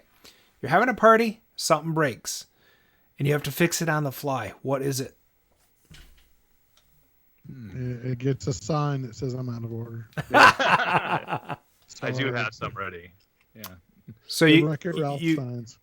You have not fixed a game at a party, Kasey? I mean, we've had to pop a pinball open to get a game, to get a ball loose. Right, or whatever. Yeah. But you've never. No, I haven't resoldered bridge rectifiers in the middle of the party. No. Okay, so that you're the type of smart host that says I'm not giving up time with my friends to fix the one game that's not working, and it doesn't bother you, so you just move on and fix it afterwards. Right. Okay, fair enough. Billy. On the fly. I know Grinwing's on here, and I don't know that he was on the friend list as far back as my first house, but Yeah, I've opened pinball machines to fix switches and light bulbs during a party. Sure. Do you have any specific fix that you had to do? Or just dislodging a ball? It's not like I've had out light bulbs that I'm curious if anyone else has soldered at a party, because I've done that. Oh, yeah. Oh. I got called by one of my buddies. He had a flipper football, and it broke during a party. And he called me up and he said, "Hey man, it's my only pinball, and all my friends came over to play it. I don't. He didn't play for school, but I got on the motorcycle, rode over there, opened it up, soldered something. I remember that because I took that, closed it up, said, "Hey, cool," and because I was on my motorcycle, I didn't even have beer, and I left. I love this. I love that all of his stories are pinball, because we actually don't talk about pinball very often. Well, that's it, man. You know, Mold-A-Rama pinball. I mean, I got redemption games, video games. I've been collecting the black and whites when no one wanted them. You know, I know. You have a stunt cycle. Yeah. Lucky. And I think I thought I felt like I overpaid it $100 at the time. Yeah. Yeah. You did pretty good there. So, Mark, have you ever fixed a game on the fly at a party? What? I'm sorry, Gravitas? Mark, what? Mark, have you ever fixed a game at a party? So okay, I cheated. I have had I have a lot of Ataris, it seems. Me too. And I don't know where that is. That's Billy 7. What is it? Someone's cell phone is next to the speaker. Oh, so I've had a lot of parties where we had a lot of Ataris on, and I have stolen, Paul's AR2 to give to Peter's Atari cabinet. Oh, sure. So I see what you did there with Peter and Paul. Yeah. And Mary. Juggling. And Mary. You just pick the game that has the the crappiest game, and then you take their AR2, and then. Yeah. I think I had to do it twice. Like I had to put the pole position AR2 into the Tempest, and then somebody wanted to play pole position, so I had to take Dig Bug's AR2 and put it into the pole position. I can't remember, and then you couldn't hear how, but whatever, it worked. Hey, question for Adam real quick. So if you had your party and your Zaxxon pole position or Exterminator went down, which one would you have to fix? Not the Zaxxon. Boy, Billy, you're putting me in a tough situation here. Well, that's the gist of it all. Pole position, definitely. We all probably have a different answer. I would pick the Exterminator. You would fix Exterminator. I would pick that one. Not to fix. I like the no. What the hell's happening? That's the one I would choose. Cut it out. Are you okay? Oh my God. I'm fine. It's Billy had to unplug his thing. I don't know what happened. Is that the sound of what? You know how old school? Remember when like iPhone 1 and 2, you could kind of hear the digital signal, like if it was too close to the speaker. Call me. I don't know. I didn't hear anything. Plugged it back in. It ain't me. Could you hear it, Adam? Yeah. Oh yeah. I didn't hear anything. Maybe it was Kasey. I was just sitting here talking. I said the word Exterminator, and you guys went. Where's your phone? Where's your phone right now? My brain. His phone is in his brain. Okay, so wait a second. What was the question? I missed the question. Damn it! I don't remember anything anymore. All right, here. He said you have a party. And 3 games break down. Was it pole position, Tempest, and Exterminator? Which one do you fix and get back up running? Pole position. You would fix pole position because more people want to play it. Yeah. I would fix Exterminator because I'd rather play that than the other 2. Oh, well. Ooh, yeah. Nice. I'm so glad that Exterminator is mentioned on every flipping episode of this show. It makes me really want one, now that I'm thinking about it. It is. Should I get an Exterminator? It is the worst game ever. Should I get an Exterminator, or should I pay $6,000 for a home use only journey? Okay, I have a totally not. It's not really an arcade related question, other than it has to do with the show. Okay. Off the top of your head, name your favorite arcade radio show. Mark. Your favorite Mark? Come on. My favorite arcade radio show? Your favorite episode? It's got to be Nolan Bushnell. Come on. Oh God, is that why he was snoring? I get it now. I get it now. He was. This is it. No, it's more like this. Let me reenact. Hold on. Yeah. Here we go. Oh, that's when Adam falls asleep. Wait. Yeah. Because he starts looking straight forward, but his eyes are closed. And then right about somewhere around here is when Nolan like busted out his pipe. And by the way, I had my video turned off. Like I the only thing I could see was my own video. Yeah. And Nolan's, but I just couldn't see. Anyway, after the show, Brian told me what happened, and then I had to go watch the replay. It was good times. Yeah, that's my definite favorite show. Wow, just because of my pain or because of Nolan? I mean, because of Nolan. I mean, what happened to you was also funny, but sure. I really like Nolan, and I'm very proud of that show. And then I think another fun show was, remember how we used to call Dan Reed and tried to get him to join the show? Remember that? Oh, yes. And one time picked up. Yes. Yeah. The one time he picked up was hilarious, and he's like, "Stop calling me."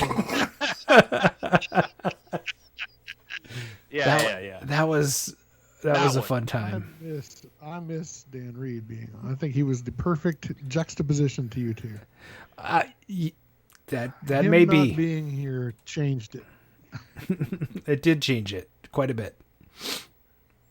But it wasn't. It actually was. Never mind. No, share. Come on. It wasn't for a lack of us trying to get him to be on the show. He just was not here. Kicked off the show. He wasn't here. It's not that. Yeah, he just. Yeah. He just decided one day he wasn't going to show up ever. I used to have a really good bumper of him complaining. Oh, what happened to that? I don't know. I'll look for it. Billy7, what's your favorite arcade radio episode? What the heck? And I'm back. There. You're good. Don't move.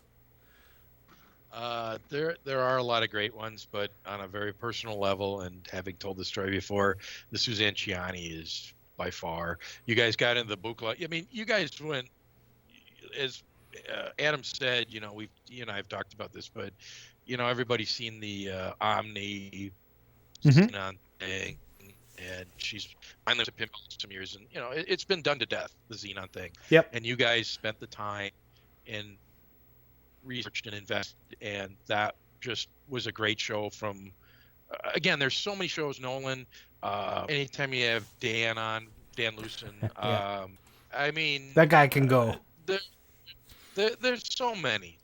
But honestly, again, and I had a chance to meet her some years prior, and Nolan too. But your shows, when you meet someone, it's hi, how are you? And Suzanne was very nice and spent a lot of time with me. Nolan was very brief, and some of the other people. But you guys, again, that show was just so cool. The albums, the music. Found all of her commercials and then censored the commercials so you didn't know which one it was. She popped in and you were doing what's in the juke with that, and Right. she was like, "Oh yeah." Yeah, that was really fun. When she jumped on in the middle, that was great. Yep. By the way, Everything about I think it might be out now.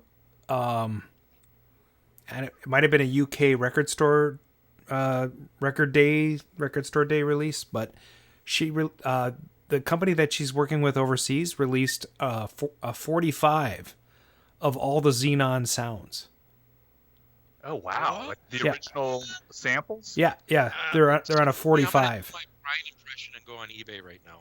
They're not. It's on whatever her distribute. Look for Suzanne Ciani, Xenon 45. I think I posted about it somewhere, but it's that's I'm gonna have to find a copy of that and put it in the jukebox. Oh yeah! Somebody be like, "What's this?" Welcome to Xenon. What are you wearing? Kasey, do you have a favorite episode? Oh, this one for sure. Hello.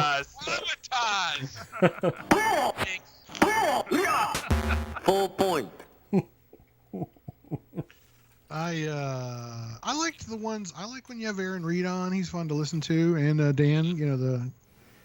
I think the first Dan Lucen, because it seems like, I mean, to be honest with you, the second time Dan was on, I really felt like, and I could be wrong, but I just felt like he talked a lot about the show in the same way. Like he talked about the NBC, the show that he puts on, and I was like, I remember all this from last time he was on. It kind of felt, repeated, but it's a good discussion both times. I mean, he's really good. He's a good speaker. You're making faces. I'm watching. How many feet of cord do you have for your microphone, Billy? Is that why he sounds like he's so far away? I don't know what's happening. He's got a break in there somewhere, and it's like. Yeah, it keeps. Cell phone, but I don't. Now we know. And knowing is half the battle.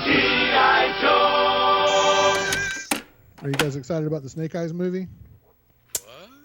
The Snake Eyes movie that's coming out. August 11th, I think, is somewhere. Yeah. I'm watching Black Widow on Saturday. I'm actually excited about the new He-Man movie coming to Netflix. Oh yeah, it's a TV series. I thought it was a movie. I think it's a movie. Well, on Netflix, a series. Just unplug your headset. Talk to us through your computer.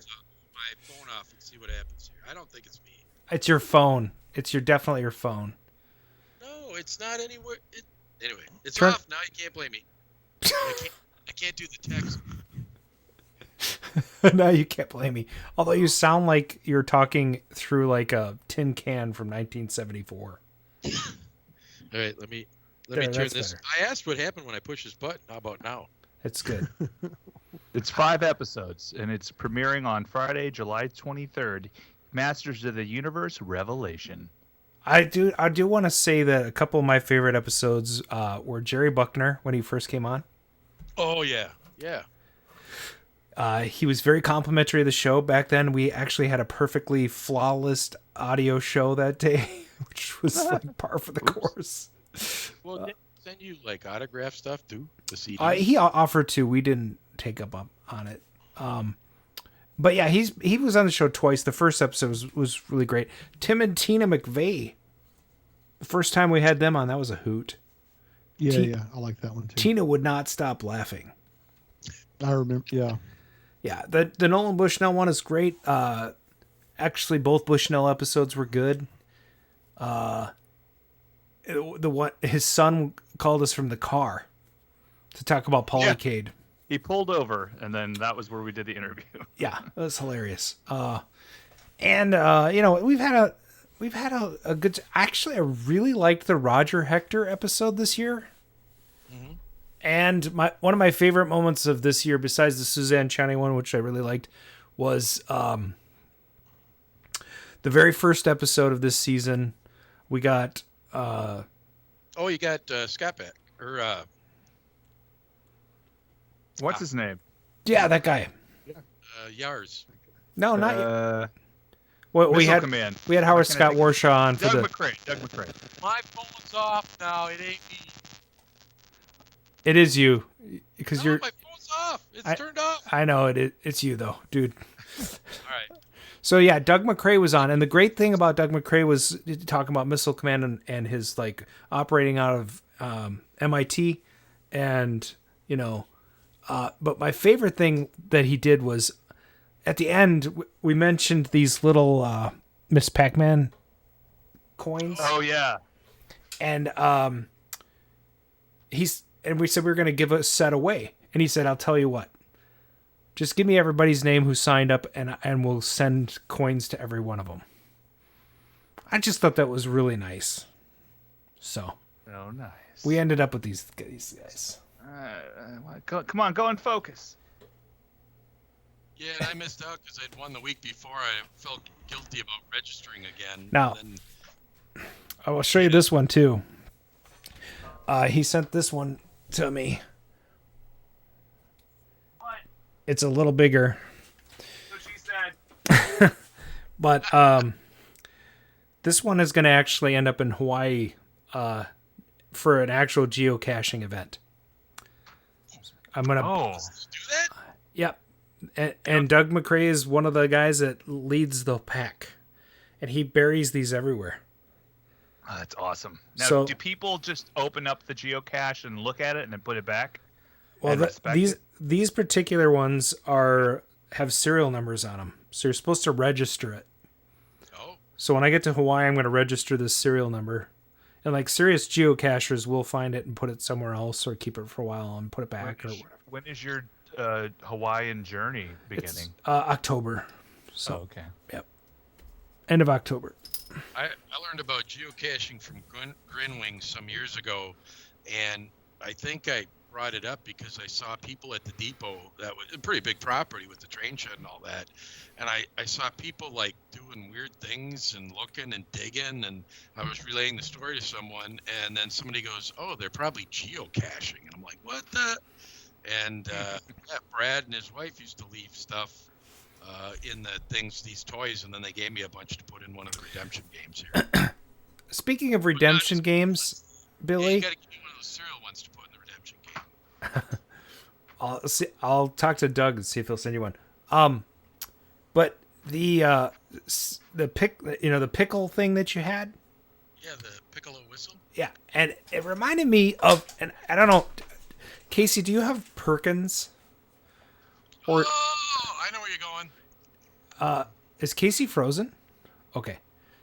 I was for a while, so I've just kind of been hanging out. So, do you have a Perkins, or do you have like Friendlies down there, or? No, but I have Perkins. Friendlies like the restaurant? Yeah, or yeah. Is that more like a store? Yeah. No, it's close by. like Bob Evans. Oh, no, not the same kind of thing. No. So Perkins up here is like a really like mediocre food place. It's kind of like I don't want to call it an upscale diner even, because it's not really a diner, but it's like a bigger Shoney's. It's like an IHOP. No, it's not. Okay. It's better than an IHOP. It's got like. No, but I'm saying kind of just the flavor of a restaurant. Sure, it's got hamburgers and like country fried steak and stuff, right? So it's Bob Evans. Yeah, Bob Evans, basically. So, but up here and around this area, Perkins used to have a wishing well. What? So you walk in and there was like a wooden well, and you, as a kid, you could just grab a toy out of there, and then little finger puppets and boats and whistles and whatever else. Heck yeah. Temporary tattoos, you name it. Did you guys ever have any place like that where you could just like pick a toy out when you walk in? Like a toy like this, like a yes. Oh, are those the ones that you could snap and they jump? Yes. Yep. Those are awesome. I found this in an arcade cabinet. That is so cool. Yeah, stuff like that. Kasey, did you ever have any restaurants that had that type of thing where you could? No, I can't. No, we had a restaurant that gave you toys. No, we had El Chico's. They gave you free chips, and that was free chips. Yeah, we've got a couple of places like that. That's funny. No, the only thing I can think of that's close to that is if you go to Waffle House, you can get a free hat or a Steak and Shake. Get the little hat like the guy that cooks. Somebody's making fun of Suzanne Chani's wave stuff. A Life in Waves. A Life in Waves. It's funny. I should go get it, but I bought recently on Facebook Marketplace. I bought a 1970s Sears white noise machine, and it has two modes. It has rain and waterfall, and it has a tone control and a volume. And there's actually water in it to make a fall? No. And it's basically a 3-knob synthesizer that I could make wave noises with. And so I thought this would be fun, is I should make a TikTok or like a small video and send it to Suzanne Chani and say, Flipper, Trans Darby, wishing well. Wishing well. Very gravitas selection. Oh, nice. Too bad you're not using the.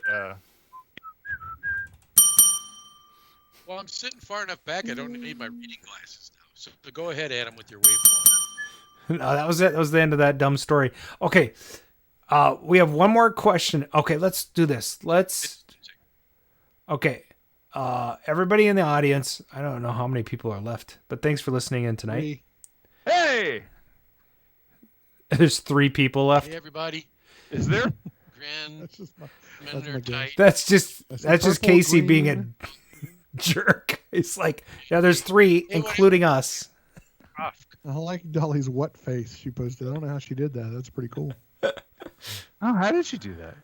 Not to show her my O face. She used her buchla. Your family's money, not your money. But We're gonna, Billy, I'm coming over to your house and I'm gonna get you set up so next time you're on this show we can hear you. Or just have him at your house. Look, I'll send him this mic and I'll use my other one.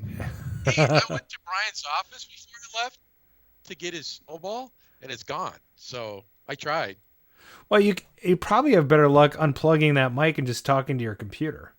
You know, earlier Dolly was right. When you sit forward is when it goes wonky. When you stay back like that, you're fine. Nope. For like an hour now. Don't. Ugh. It's like he does the opposite of what you tell him to do. Yeah, lean back. An opposite land. I'm not. I flew technology pinball machine. Now he's just chop. I mean, this is. Oh, I love the Bob Ross icon. That's awesome. Mr. Peabody wins. How do you do those? All right. Click the little smiley over to the right. I have one more question. I have one more question for you guys. Okay. What project are everybody have a project that working on or one in the wings? Here. Okay. So, of all the projects you have, what is the one that you most want to finish? I know the answer to that one right off the bat. Kasey. 720. Oh. 720. All right. That's my goal, is to have it at FFG. I want to have it there. What do you got? There's never been one. What do you got to do to it? Well, I got my buddy William is going to rebuild the cabinet for me. He's in the chat there as Human Termite. Okay. Because he likes to work with wood. That's what she said. But cabinet-wise, I think we'll be okay. I think he can probably pull it off. I've got the cabinet. It's in decent shape, decent enough to get the good measurements. You know, you got to get the right angles of the curves and everything. And it's a weird design, but I think it won't be too bad to rebuild. And if he can get that done, I really don't want to have him start that until I get the game playing. I don't want to go through the trouble of getting a cabinet built for a machine that's not booting. Yep. But I think you got to move Street Fighter up in the thing if you read the chat, man. Yeah. Just stop listening to her. That'd be like people are going to tell me that I need to finish Journey, but holy crap! Oh, I forgot you own a Journey. Well, the Street Fighter actually, I could call it fixed because it was playing blind, and I sent that chassis off to Brian. And they fixed it, but I was not expecting the bill I got for that thing, so I actually held off. I need to send her the money this week for that so I can get it shipped back. But they fixed it. It was just a lot of work. It had Paradise. Yeah, it had like 2 blown chips and a couple of, I don't know. The traces were all good, but I don't know what was going on. It was doing all kinds of weird shit for me. So I replaced a ton of stuff. I even had to buy a remote board. Well, it wasn't more than the board cost, was it? It's $190 with the ship, and the last chassis I had replaced through Buffett, I think, was like $80. So I think 720 boards are worth way more than $190 though. Well, yeah. So no. This is. Wait, what? Yeah, just unplug that thing, Billy. Unplug it. Just talk through your laptop.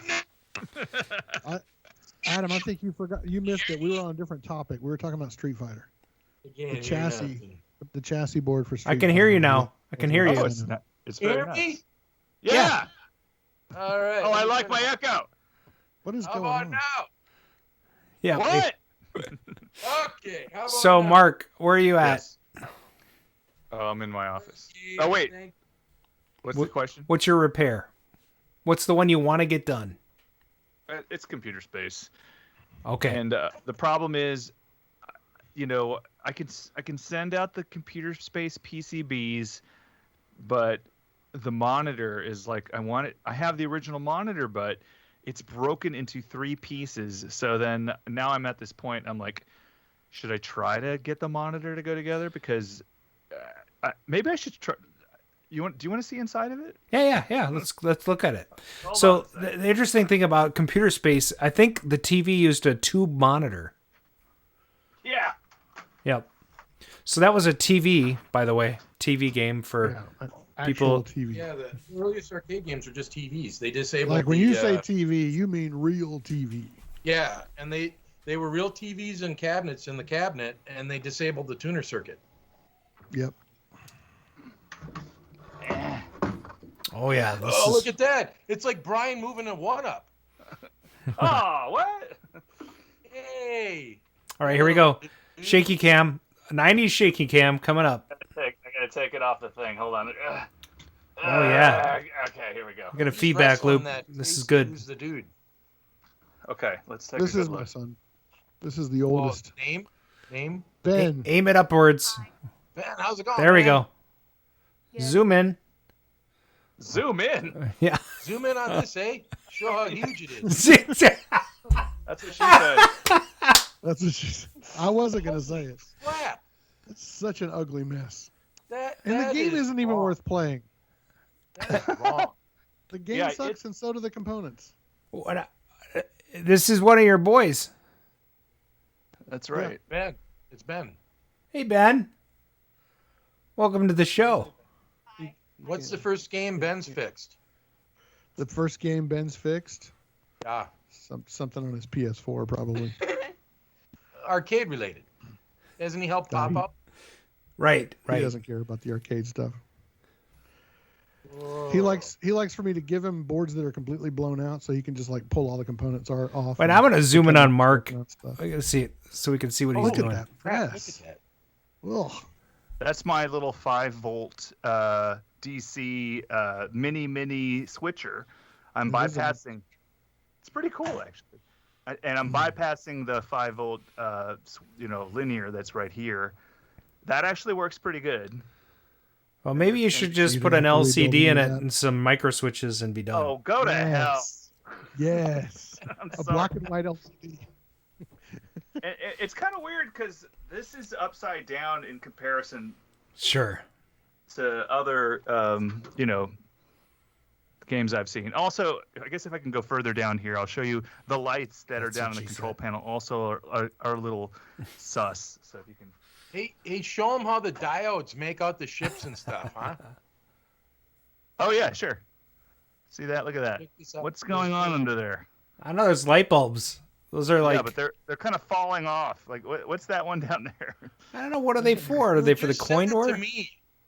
Send it to me. I'll take care of it. Mark, you know what this game is good for? There, check that out. Look at what they did there. A fish tank. So if your ship doesn't have a part of its ship rendering, that's how you know which diode's bad. And some of these diodes are broken off, a couple of them. Oh my gosh, that's funny. They are shaped like the ship. Yeah. That is so messed up. Oh. Yeah. Wow. Yeah, so do you have the original coin bucket too?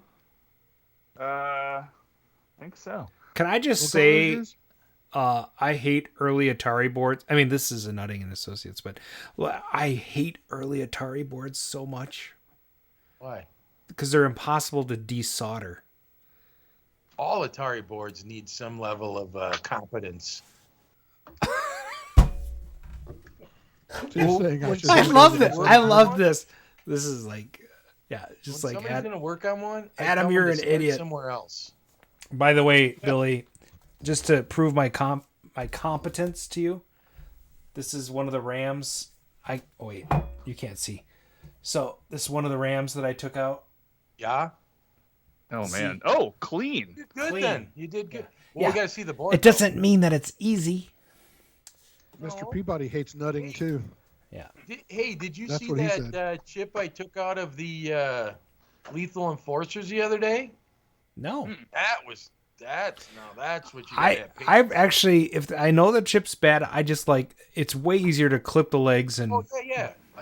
Anybody, unless you're like a cheap bastard, like cheap beep like me, because my troubleshooting skills are so poor. Yeah. I take them out because I probably am wrong. But yeah, you're working on any board, clip the chip, get the little teeny nippers, clip the chip, take it out. You know, especially if you don't have a real desoldering gun or something, and some. I do. Quick, you're gonna wreck the board. Just cut it out. Yeah. Yep. There you go. Which one's that? I don't mess around.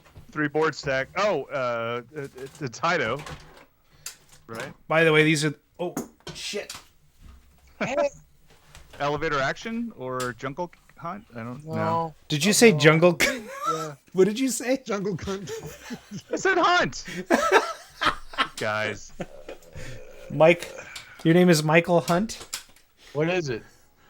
So look at these. It was a Jungle King set that I got from a friend and pulled all the ROMs to turn it back into Jungle. So that's like an original because that board's in the center, then, right? Yeah. That's an original Jungle King because of the board being where it is. Yeah. Mark, cool. I know what you should do with your computer space. What about it? Put a bit kit in it. FPGA. If he could emulate the the computer space, I'd consider it. Mark, which one is yours, yellow or red? It's yellow. Oh. By the way, so it could be the one from Soylent Green. Did you guys know that Dig Dug's coming to the bit kit? What? Dig Dug? Yep. Oh, that's right, because that hardware is not is actually similar to some other hardware that he's Galaga. emulated. Isn't that crazy? Yep. Namco made both Galaga and Dig Dug, it turns out. Right. That's kind of trippy. Well, they were licensed. Yes. Right. I forgot that for a while because I'm so used to seeing the Atari label on it, you know? Ooh, are you going to... Midway Namco. See, now I'm like, why don't you put that in your Dig Dug right behind you? I know, right? But then I have to get like a JAMA harness. Well, you guys can't see that. Point. Actually, a quick one for you about world Atari. Problems. Yeah. Atari Namco, the F1, that came from Namco and was made in Japan. And there's 2 cabinets. There's the ones you see in the horror movies and all that.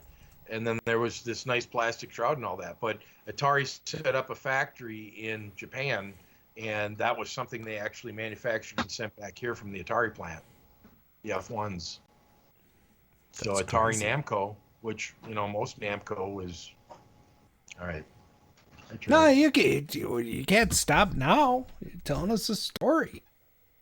I'm listening. Keep going. Well, no, that was just a thing. Oh, hey, there you go. I never got my project one in. And I was going to say I got a PC board from the swap meet recently. Okay. That I want to make a Hyper Bishi Bashi champ out of. But my big project is on my F1, I want to... the car that you sit in was made for a 70s Japanese person. So an American kid fit in it fine.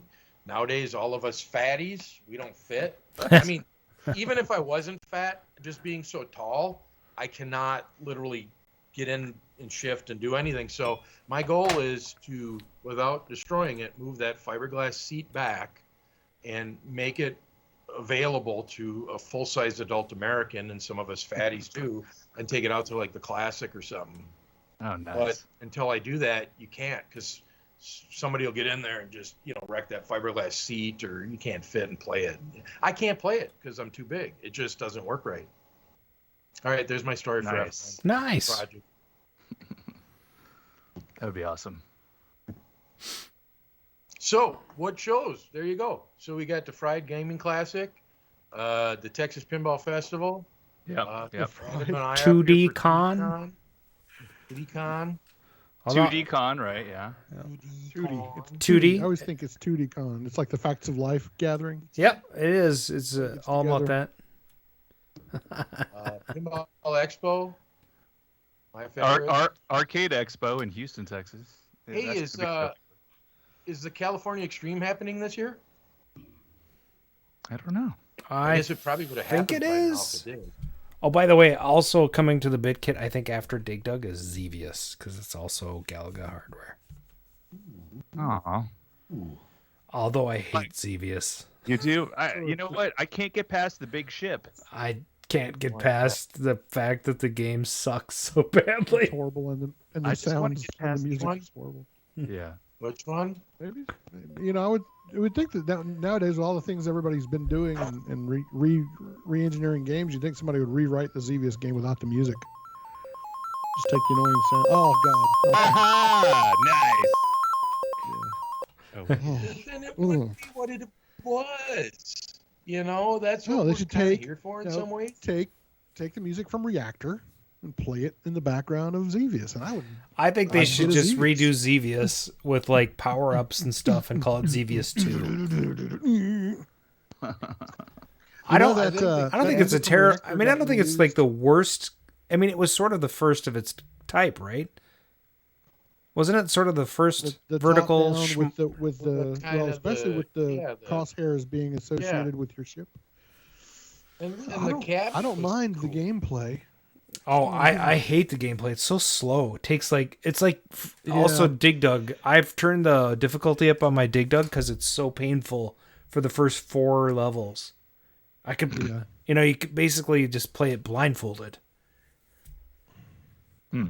I was thinking about that board. If they ported the Kangaroo into that BitKit, does that mean that, the Dig Dug, if they got Dig Dug in there, isn't Kangaroo the same hardware? No, Atari is... that's right, because that was made by... Atari. Or IMREM, maybe? Or who's the IREM, one of those others, yeah. It wasn't Atari. Well, we do have to rejoice, because last time he was on, he did say that he was exploring Exterminator. He heard it was a good game. Yeah. Oh! Gravitas. That was not Gravitas. No, that was a low blow. So bad. And so far, Gravitas has been used like once in the That's not the fun of using it. I think it's one of the. Is that Christian Slater's favorite word? You know how that you would use Gravitas. Gravitas. What is your favorite word? Gravitas. Lozenge. Hey, does anybody remember Saturday night videos? Yes. Back in the days. Do. I looked for years on YouTube for that beginning. I couldn't find it. All right. Well, guys, this has been a great show. I got notes up here. You two stick with us. You guys stick with me and Mark. And after the show, we'll have a powwow. Hey, who do I send the autograph photo to? Get that information, huh? I think that was Whiskey Flipper. And by the way, Mark, we need to disable that form on the website because it sends like 1,000 emails a day. Oh no! Yeah, sure. Let's do that. It's totally broken. Right. Anyway, we should probably wrap up this show. Let's find the show notes again. If everybody can go to that tab, please. Yeah, except for those of you just now hosting the show for the first time. Yes. Could go to the welcome. First of all, welcome to the show. Yeah. Howdy. If you go to the trailer outro tab on your show notes. I'm there. Let's see. Well, we got to pick a song tonight to go out to. Still off. Let's see. How about this one? How about the original one? I like that. The one that you changed a few years ago. The old ending one. I like that one. What are you talking about? The book? I changed it? This one? Oh, yeah. I haven't heard that in a while. Okay. Thanks for listening in. This has been the Double R's. That's Arcade Radio. Hey, everybody. 2DCon is coming up in August. Check it out on 2dcon.net and join us. Check out our website, RcadeRadio.com. That's RcadeRadio.com for all of our social media and swag links. Just waiting for Kasey. I know. Hold on. He's like, "Where's the chat? Where's the chat?" I lost my window. Hold on.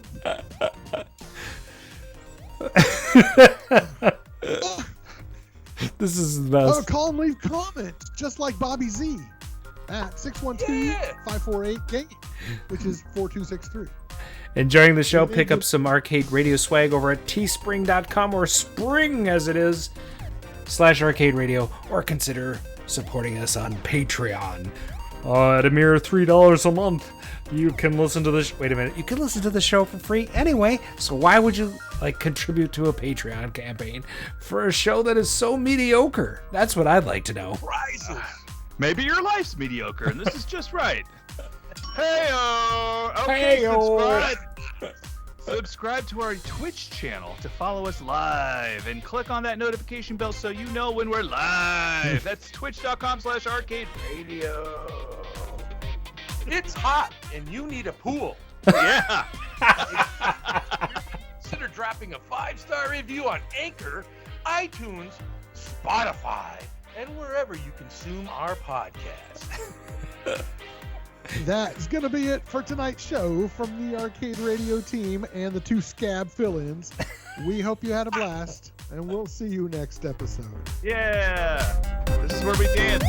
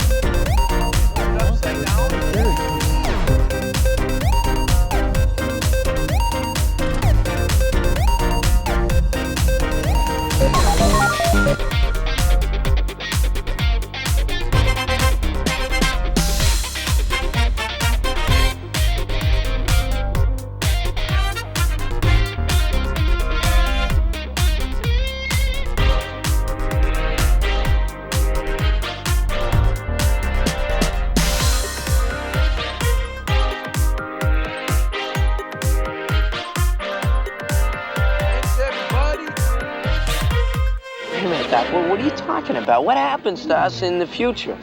Will we become assholes or something? No, Marty. Both you and Jennifer turn out fine. It's your kids, Marty. Something has got to be done about your kids.